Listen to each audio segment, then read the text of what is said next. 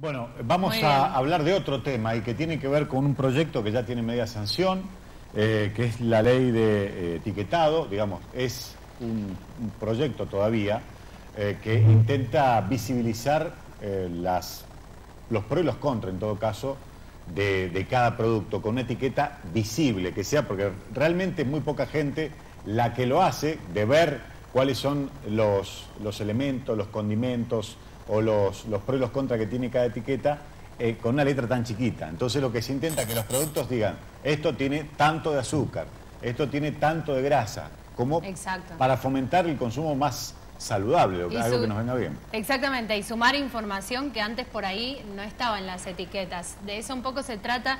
Es una herramienta también para cuidar la nutrición y ir hacia el camino de la alimentación cada vez más consciente. De esto vamos a hablar con la licenciada en nutrición Fio Vitelli, así aparece en Instagram, que ya básicamente todos la hemos conocido por ahí, se puede decir, porque es la Instagramer nutricionista más conocida en estos momentos. ¿Cómo estás, Fiorella? Buen día. Hola, buen día, muchas gracias. Gracias por la confianza.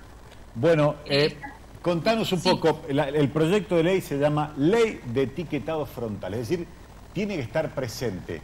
¿Qué elementos vamos a tener que ver en todo esto?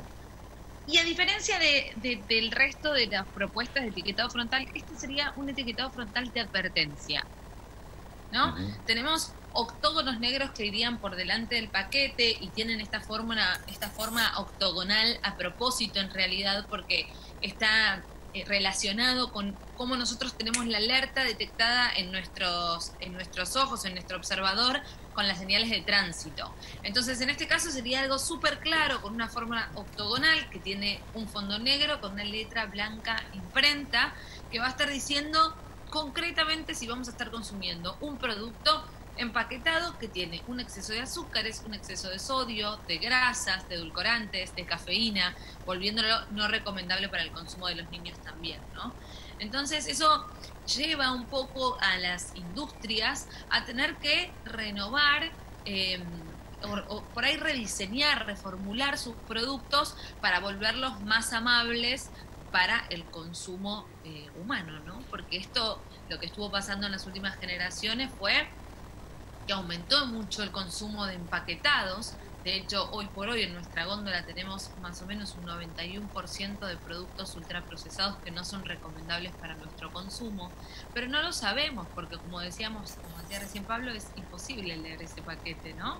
Entonces, lo que descubrimos, digamos, teniendo este corte transversal de la población en estos últimos años de un alto consumo de paquetes, es que aparece una mayor prevalencia a las enfermedades crónicas no transmisibles, que son la principal causa de muerte a nivel mundial. Estas son cáncer, diabetes, hipertensión. Sí. Claro. Otra cosa que a mí me surge es que lo que viene empaquetado no viene bueno, evidentemente, si no quieren, porque, a ver, la mayoría de las notas que vos podés leer en los portales habla de que hay un lobby, hay presiones de la industria para que esto no suceda, para que sea de otra forma, porque evidentemente hay cosas que no son tan buenas y que están en los paquetes y que hoy estamos consumiendo. Esto pasa. Esto está pasando y es verdad que el lobby de la industria se está haciendo muy fuerte y que tiene mucho lugar, al menos en Argentina. Es verdad, hay productos que uno sabe que no son recomendables para su consumo, que por ahí, bueno, hablamos puntualmente en este caso porque quien está pisando fuerte hoy por hoy es el lobby de la industria azucarera, ¿no? De toda la parte azucarera. De hecho, en Senado, 2 de los 3 votos en contra venía como directamente ligado a ese argumento, pero el problema no es del azúcar concretamente, ¿no? El problema es del consumo excesivo ¿no? Por ejemplo, uno hace el esfuerzo y dice, bueno, yo voy a empezar a tomar mis infusiones con bajo consumo de azúcar. Entonces lo que voy a hacer es, mejor no lo endulzo. Y por ahí no sabemos que nuestro paquete de café ya tiene en sí mismo 1/3 de azúcar. Y no lo sabemos. Claro, simplemente porque el paquete está muy difícil de leer, ¿no? Claro. Y acá, este lobby que están haciendo las industrias es porque encontró, por ejemplo, en el azúcar o en el jarabe de maíz de alta fructosa, que son residuos de la producción, un ingrediente muy económico, pero no habíamos medido el costo en salud. Que ahora sí lo podemos hacer concretamente porque lo vemos muy claro, por esto que decimos, ¿no? Así como también fue el consumo de tabaco, que en un inicio estaba permitido y estaba ok, y se podía circular a través con el consumo de tabaco y fumando en cualquier sitio, y luego se tuvieron que implementar políticas públicas a favor de la salud, ¿no? Para promover la salud de las personas y poder delimitar un poco todo eso. Bueno, hoy con la industria azucarera pasa lo mismo. Tenemos azúcar metido en todos lados y no lo sabemos, y eso hace que tengamos un exceso de subconsumo, que no tiene que ver directamente con el que consumimos en casa, sino con la cantidad de azúcar encubierto. Tenemos 58 nombres distintos de azúcar, ¿no? Fiorella, y eso genera una... Sí. No, digo, si tenés que hacer una especie de ranking, o sea, el puesto 1, 2 y 3, digamos, que es lo peor que estamos consumiendo hoy y que tiene que cambiar, digamos, que traen en exceso los productos. Uno es el azúcar, bueno, dijimos. Ah, vos me hablas de los ingredientes. No, los nutrientes críticos, los ingredientes críticos en realidad son los que van a estar señalizados, están bien elegidos, ¿no? Esto de azúcar, sodio, que también tenemos mucho sodio encubierto en un montón, hasta en las gaseosas, que uno piensa, pero como el sodio no está relacionado con la sal, con lo salado, no, muchas veces tenemos sodio encubierto y tampoco lo sabemos. También tenemos a la cafeína, que hay mucha cantidad, edulcorantes, fue peor al final el remedio que la enfermedad, ¿no? Tratando de reemplazar el azúcar, eligieron edulcorantes y es hasta peor incluso.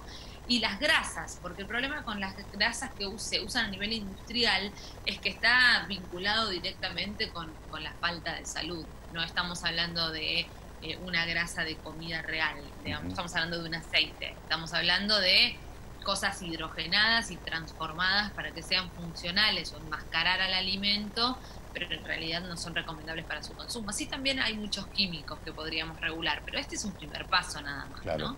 Y para que nosotros sepamos, ¿cómo andamos con...? Porque lo que este octógono que vos decías que va a aparecer o que está en el proyecto de ley, dice, por ejemplo, alto en grasas.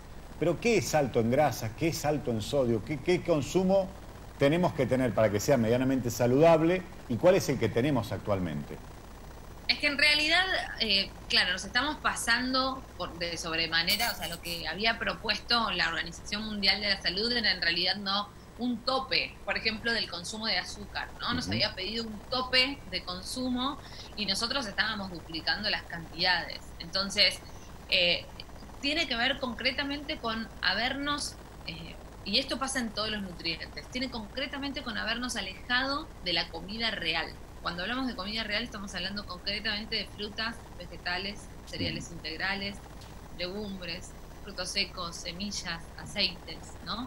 En general tuvimos como este reemplazo masivo por productos empaquetados o congelados o enlatados, y ahí sin darnos cuenta, no puedo decirte concretamente en cada familia, digamos, cuál es la cantidad, pero sí puedo garantizarte que nos estamos pasando casi en el doble. Y eso es muy grave porque tiene consecuencias de salud que estamos midiendo recién ahora. Entonces, más que hacer foco, yo creo que en lo que tenemos que quitar, lo que necesitamos con esta ley o lo que queremos promover con esta ley es que el consumidor tenga la posibilidad de contar con la información confiable, ¿no? Como decir, ok, puedo saber qué voy a elegir consumir. Por ejemplo, en las galletitas, en los cereales de desayuno, muchas veces uno hace una inversión costosa, ¿no? En los cereales de desayuno, por ejemplo. Dice, bueno, vamos a compro esto para mi familia porque creo que es lo mejor. Salen carísimos y nunca sabemos porque vemos en el paquete alto en zinc, alto en potasio, alto en esto, alto en lo otro, y nunca supimos que en realidad solo estábamos consumiendo copos azucarados que no aportan nada de lo que aportaría un cereal integral normalmente, ¿no? Es decir, que ahí es donde el problema está... Perdón, el problema está entonces en la educación también. No sabemos qué consumimos, no sabemos qué consumir, qué nos hace bien y qué nos hace mal.